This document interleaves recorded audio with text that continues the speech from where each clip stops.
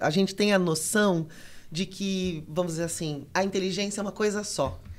Então, às vezes a gente até questiona as crianças, por exemplo. Ah, um menino tão inteligente, mas não consegue parar, prestar atenção na aula. Ou até pra gente mesmo, né?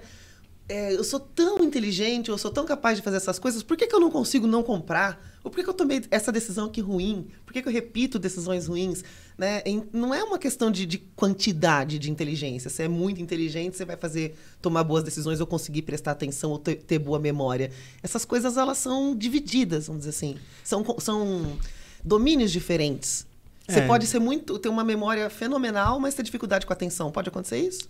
A gente pode ter repercussões de como o nosso cérebro tá funcionando em termos de comportamento diferentes, né? É difícil você ter alguém que tem uma elevada atenção sustentada e que seja alguém que, por exemplo, tenha uma memória ruim. Mas eu posso ter pessoas que têm, por exemplo, um baixo nível de atenção, né? Da atenção sustentada, tá? Então, eu estou fazendo um recorte aqui didático, né? Então, só um parênteses que eu vou abrir e vou fechar. A atenção é um processo complexo, né? E a gente, didaticamente, para entender melhor, a gente divide ele, né? Então, a gente fala os tipos de atenção. Eu tenho atenção sustentada, eu tenho atenção dividida, eu tenho atenção distribuída e tal. Atenção sustentada é mais comumente que a gente vai falar de concentração. Nossa capacidade de manter a atenção ao longo do tempo em uma tarefa. Nossa capacidade de atenção dividida, as pessoas se enganam. Eu não vou mais muito para um lado de fazer duas coisas ao mesmo tempo. Mas eu adquirir informações de mais de uma fonte para eu executar uma mesma tarefa. Tá? Isso eu estou dividindo a atenção em alguns elementos, mas executando determinada tarefa. Distribuir a atenção, né? A atenção mais vigilante, ou detectar coisas do ambiente, enfim. E uma coisa que é importante no processo atencional é a memória de trabalho, que ela é a nossa... o controle atencional, é quem manda onde a gente está prestando atenção. Então, nosso secretário executivo, nossa secretária executiva aqui é a memória de trabalho. Então, ela que exerce o controle atencional. E esse controle atencional, ele tem uma questão importante que ele envolve intencionalidade. Então, eu posso prestar atenção ou não num determinado ambiente e eu vou tomar essa decisão muitas vezes de forma intencional. Então, eu estou aqui e estou prestando atenção integralmente num elemento e estou ignorando o outro.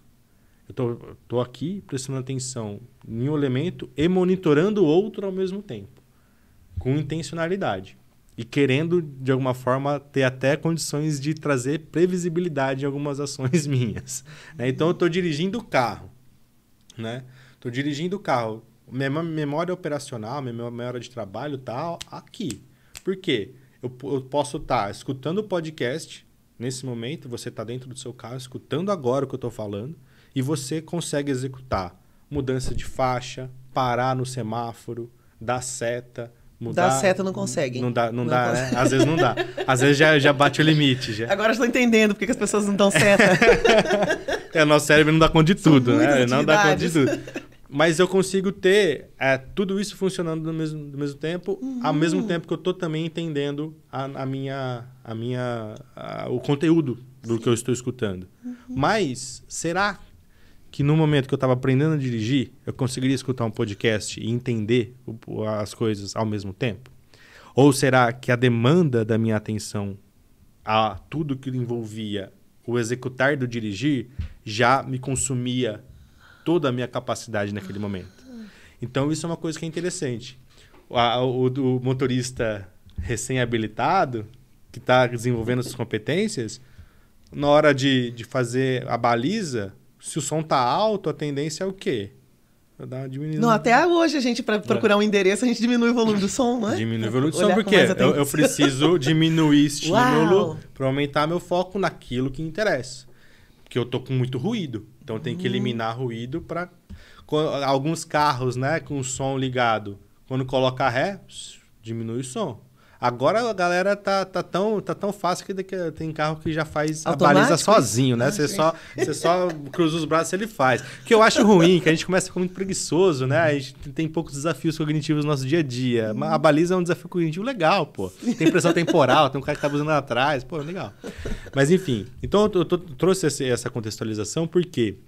Porque muitas vezes a gente vai ter a repercussão desses processos nossos, né? E eu trouxe a atenção e memória como um exemplo, no nosso dia a dia, né? Nos nossos comportamentos. Então, eu tenho um perfil que se eu tiver uma planilha para eu ficar olhando por muito tempo, minha atenção vai cair rapidamente e eu não vou conseguir dar conta daquela tarefa muito bem. Mas se eu coloco essa planilha ou essa apresentação, eu vou olhar por meia hora, depois eu vou ter um break, ou vou fazer uma outra coisa, depois eu volto para ela, talvez eu tenha o melhor performance do que se eu ficasse uma hora dedicado somente a essa tarefa. É o que está talvez por trás daquele o Pomodoro, né? Aquele método Pomodoro. Esse é um método muito legal, inclusive. Né? Porque ele, de uma forma, é difícil a gente manter a atenção ao longo do tempo. Na mesma tarefa. A gente na sala de aula sabe muito claramente isso, né? Que as aulas têm 50 minutos e se o professor soltar, né, o freio de mão e falar direto, a gente vai ter, obviamente, esse problema. Muita gente não sabe, né? Mas deveria cuidar disso também. Com certeza. Então, assim, a repercussão em termos de comportamento, ela é fruto de uma série de decisões. Né? Então, você deu um exemplo, né, do ato de comprar, né? O comportamento econômico, ele envolve questões, obviamente, de impulsividade, de controle, da educação financeira que teve, da cultura que a pessoa vem, né? Das suas bases. É aquela coisa, né? Deixa eu só falar agora para você prefere ganhar R$5 agora, te dou agora. Ou te dou R$6 daqui 2 semanas. O que você vai falar para mim? Nas atuais conjunturas, eu prefiro agora. Mas se eu falar para você, te dou R$5 agora ou te dou 50 daqui 2 semanas? Vamos esperar. Né? Então, são coisas que são interessantes que envolvem planejamento, controle. Então, assim, é interessante a gente conhecer um pouco do nosso perfil e ver isso representado no nosso dia a dia. Eu sabendo que o meu nível de atenção ele é médio, e que eu tenho dificuldade de ficar muito tempo numa mesma tarefa, por que eu vou me sujeitar a isso no dia a dia? Como que eu posso organizar melhor o meu dia para aproveitar melhor mesmo, para eu ser mais eficiente? E aí, eu sendo mais eficiente, eu vou ter uma percepção de qualidade de vida melhor, uma percepção de estresse menor e vou conseguir lidar com as tarefas, né? Então, Bacana. E a gente está falando bastante dessas questões, né, de como o cérebro aprende. Quando você falou da gente dirigir, a gente está desenvolvendo uma memória motora, né? E aí a gente vai pensar também no desenvolvimento de hábitos. Né? Como que os hábitos podem ajudar ou prejudicar o indivíduo no dia a dia e o seu cérebro? Isso é bastante interessante, né? Inclusive no próprio aplicativo, por isso que a gente traz esses elementos de avaliação de sono, de qualidade de vida. Né? Então, por exemplo, o sono. O sono é algo bastante importante para a nossa saúde cognitiva. Né? Então, fazendo uma conta rápida aqui, né? Aquela que no popular todo mundo fala, né? 8 horas por noite você tem que dormir. Né? Vamos colocar, se uma pessoa de 30 anos dormiu 8 horas por dia a vida toda, né? De 30 anos ela passou 10 anos dormindo. Né? Então, ou seja, se a gente tem uma atividade que consome 1/3 do nosso dia, ela é relevante. Então, fazendo essa conta, você começa a perceber, tem alguma coisa aí que é importante.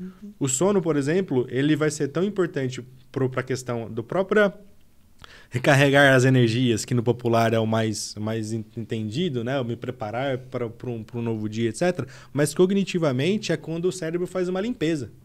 Né? Porque o nosso sistema de limpeza, nosso sistema linfático, né?